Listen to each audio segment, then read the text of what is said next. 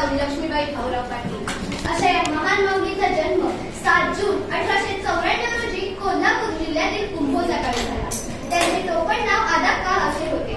आदाक्कांचे बालपण, शिक्षण सर्व काही सुखात गेले. पुढे 1909 मध्ये त्यांचा विवाह ऐटवाडीच्या पाटील घराण्यातील भाऊराव पाटलांशी झाला. सुवासिनीच्या मेळ्यात उभे होते मळ्यात, नजर पोहोचली तळ्यात, हजारोची कंठी भाऊरावांच्या गळ्यात. असा सुंदर उखाणा घेत त्यांनी पाटील घराण्यात प्रवेश घेतला.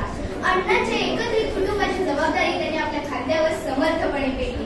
1919 मध्ये अण्णांनी सातारा जिल्ह्यातील काले येथे रयत शिक्षण संस्थेची स्थापना केली. लक्ष्मीबाईंचे अथक प्रयत्न आणि असीम त्याग यामुळे ही संस्था उभी राहिली.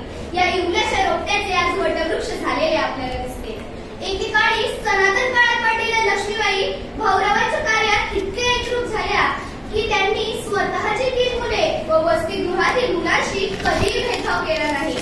खरोखरच नावाप्रमाणेच आपले कार्य सार्थ करणारी ती लाख मोलाची लक्ष्मी होती. या त्यांच्या कृत्यावरून आपल्याला त्यांचे आभाळ एवढे मन दिसून येते. आपल्या पतीने निर्माण केलेली संस्था नावारूपाला यावी याकरिता या माऊलीने आपल्या विवाहात मिळालेल्या 90 तोळे सोन्याचा त्याग केला. म्हणतात ना, देवाची ती खुण आली त्याच्या घरा, देवाची ती खुण आली त्याच्या घरा, मिळे त्याच्या चिरा संसाराला, मिळे त्याच्या चिरा संसाराला. एकदा भाऊरावांचे वडील पायगोंडा पाटील यांच्या घरी काही पाहुणे मंडळी आली होती. सर्वजण जेवायला बसले होते. लक्ष्मीबाई त्यांना वाढत होत्या. तेव्हा पाहुण्यांनी पायगोंडा पाटलांना प्रश्न केला, काय करतात तुमचे चिरंजीव? तेव्हा पायगोंडा पाटील म्हणाले, काही करत नाही, 2 वेळचे खातो आणि गावभर हिंडतो. हे उत्तर ऐकताच लक्ष्मीबाईंच्या डोळ्यात पाणी आले. त्या भाऊरावांना वाढत होत्या तेव्हा त्यांचे अश्रू भाऊरावांच्या हातावर पडले. आपल्या पत्नीच्या डोळ्यात आलेले अश्रू भाऊरावांना पाहावले नाही. तिथून सरळ उठले व बाहेर निघून गेले. खरोखरच येथूनच त्यांच्या कार्याची सुरुवात होते.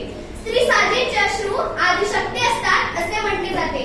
सीतेच्या अश्रूंनी रामायण घडले, द्रौपदीच्या अश्रूंनी महाभारत घडले आणि लक्ष्मीबाईंच्या अश्रूंनी नामवंत अशी शिक्षण संस्था घडली. वसतिगृहातील सर्व मुलांच्या त्या लाडक्या वहिनी होत्या.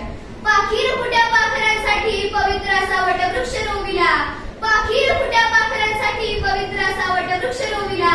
जो वस्तीला आला त्याला ताटामधला घासही दिला, जो वस्तीला आला त्याला ताटामधला घासही दिला. भाऊराव एकदा संस्थेच्या कामाकरिता बाहेरगावी गेले होते. वसतिगृहातील धान्य संपले होते.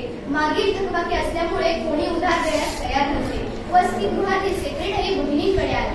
वहिनींजवळ त्याला देण्यासाठी काहीही नव्हते. राहिला होता तो एक दागिना, सौभाग्य अलंकार, जो एक तरी अंगावर हवा होता. वहिनींना काय करावे सुचेना.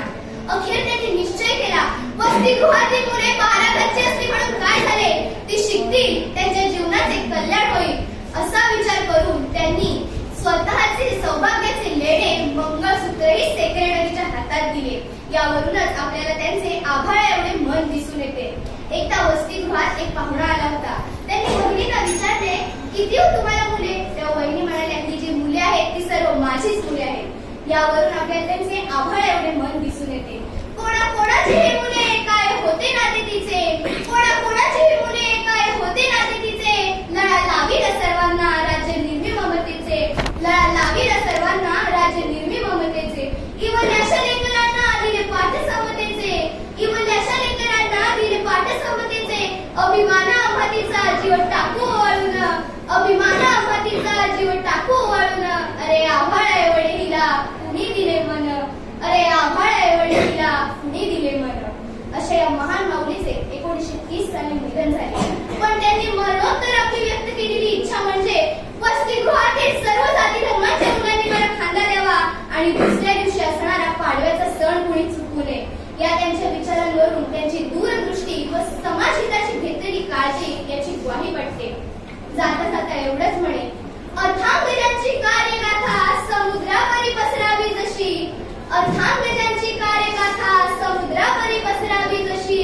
महती तिची वदावी कशी, महती तिची वदावी कशी. शब्द अपुरे पडती तयांसाठी, महती तिची वदावी कशी. शब्द अपुरे पडती तयांसाठी, शब्द अपुरे पडती